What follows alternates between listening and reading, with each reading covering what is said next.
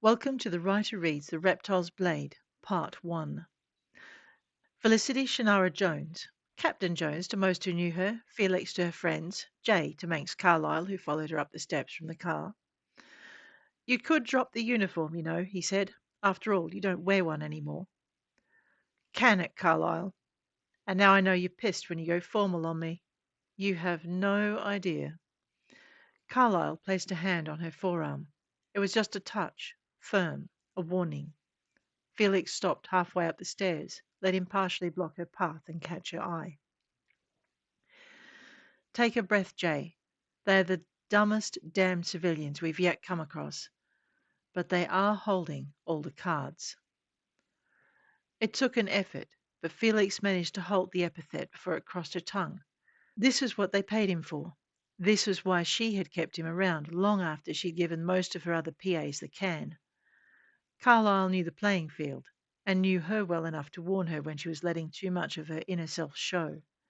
And tonight she had to present a cool, collected facade. The institute they were visiting was holding someone she dearly wanted to meet. If they caught a whiff of who she really was and what she was doing here, she'd be out on her ear before she could see him. She laid a hand over the top of Carlyle's fingers, acknowledging his assistance. Turning her head so she could meet his gaze, she took 2 deep breaths, careful to stay aware of her surroundings even as she lost herself in the colour of his eyes. Blue and green swirled together to remind her of the oceans of Aquapearl. Aquapearl. Not all of her memories of that distant world were so peaceful. In fact, most of them were highly disturbing. She had been a killer then, worn a uniform, led a squad against one of the most cunning and adept enemies humanity had ever had the misfortune of irritating.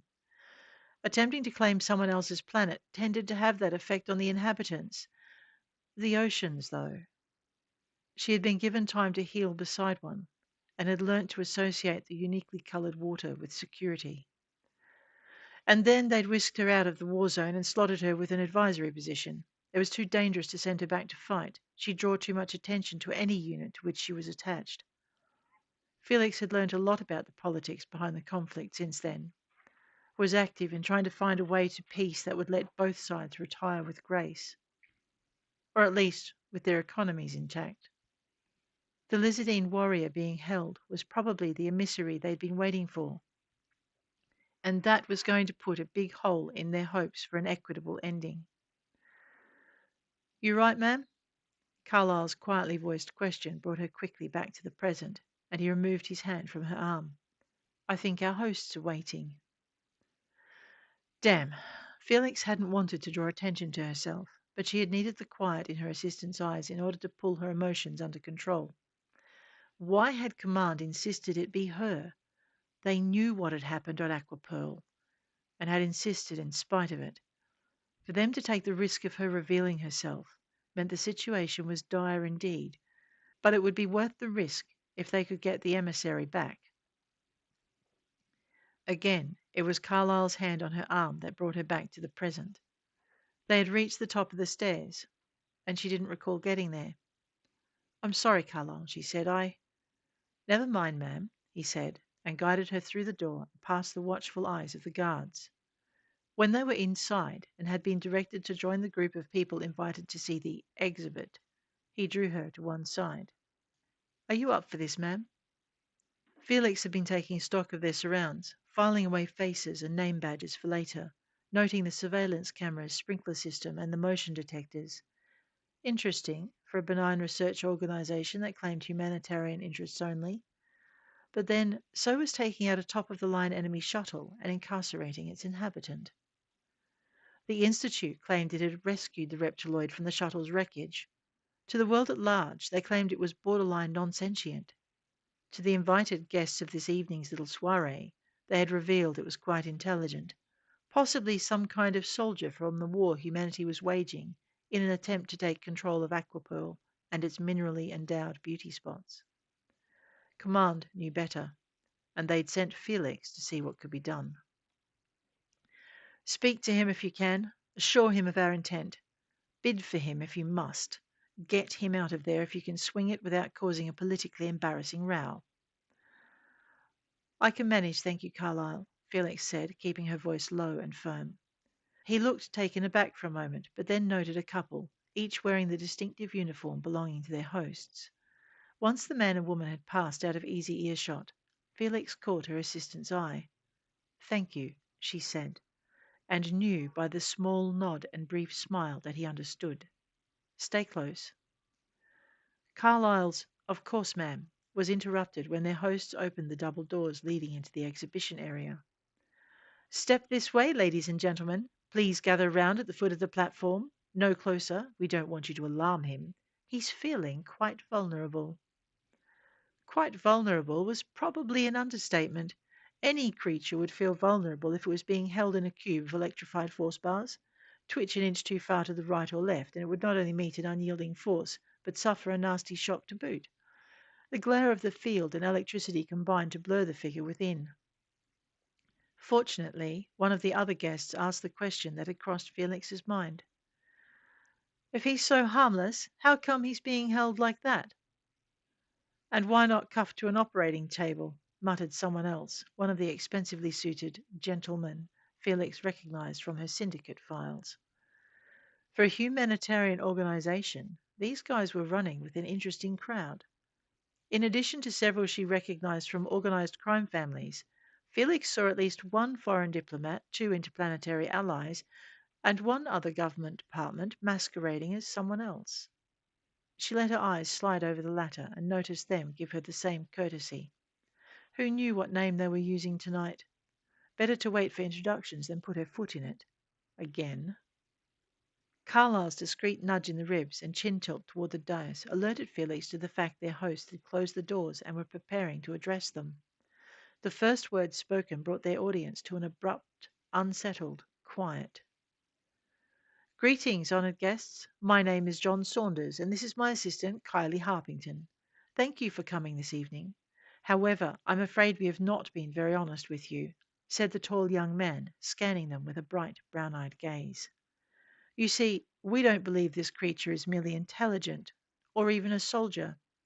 We believe he's quite high caste, well trained, highly intelligent and observant, and we think he's here for a purpose other than invasion." "Well, whatever gives you that impression?" Felix wanted to ask. "The fact he was in an unarmed luxury shuttle with diplomatic markings?" In most civilian audiences, John Saunders' words would have created a buzz of questions. What other purpose? Is he a spy? What shuttle? More importantly, where's the shuttle now? Was there really a crash? That sort of thing. This audience gave something of its backers away by remaining silent, attentively waiting for the next reveal. The spokesman waited a few heartbeats longer than he should have before realizing the buzz was never going to come. "He said very little since we brought him in, save to ask for a government representative, which, of course, we've promised to provide him." This last brought a ripple of laughter. The young man smiled. "But first we thought he'd rather meet you." More laughter, quickly silenced as Saunders cut the power to the electrical node of the reptiloid's prison and expanded the force cage so that the creature within could move without risk of electrification. Felix found her polite chuckle dying in her throat and felt her face go pale. Ducking her head, she raised her folder and turned to Carlyle. He took one look at her expression and wrapped an arm around her waist.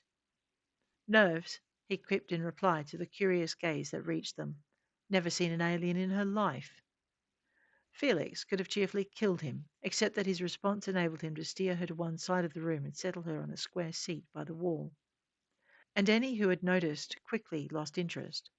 Touching a point just behind his jaw, Carlyle went subvocal. "You know, you could say that," Felix gritted, going subvocal and cutting him off before he could say she knew the lizardine warrior on the platform. She wagged her index finger once left and once right to indicate listening devices. Even though she couldn't be sure the Institute had gone as high-tech as something that could pick up subvocalization, it wasn't something she could risk. Felix took 90 seconds to collect herself before slowly standing up and moving carefully to the front of the audience, Carlyle at her side. It wasn't hard to act like a stunned frog. She hadn't expected to see Mecca again, let alone on this side of the universe. With Carlyle to steady her and make apologetic faces to those she disturbed on her way forward, Felix reached the podium. Placing one hand on the guardrail in front of the podium, she stared up at the reptiloid warrior who was so much more than cannon fodder. For Lizardine Command to have risked sending Mika meant they had something very important to say, and that it probably wasn't something humanity wanted to hear, but would have little choice about taking note of. Forcing the need to apologize back behind her teeth, Felix looked up and realized Mika had registered her presence. She tensed for the inevitable exposure when he spoke to her and demanded government compliance, and was surprised when his gold-flecked gaze seemed to pass right over her head. He hadn't missed her, though. A flip of the nictating membranes when his eyes crossed her gaze confirmed his awareness. He'd just chosen to let her cover stand. Like the man said, this was no mere warrior, and he'd grasped the situation well. The young man on the dais opened his mouth, drawing breath to speak. Mika didn't give him a chance, but cut smoothly across him, overriding the speaker system and causing technicians to scramble to check the podium settings. Mika's voice carried clear and strong and churringly amused to the guests. "Greetings, gentlefolk," he said. "I see from your dress and your amusement that you are not, perhaps, the government officials that were promised."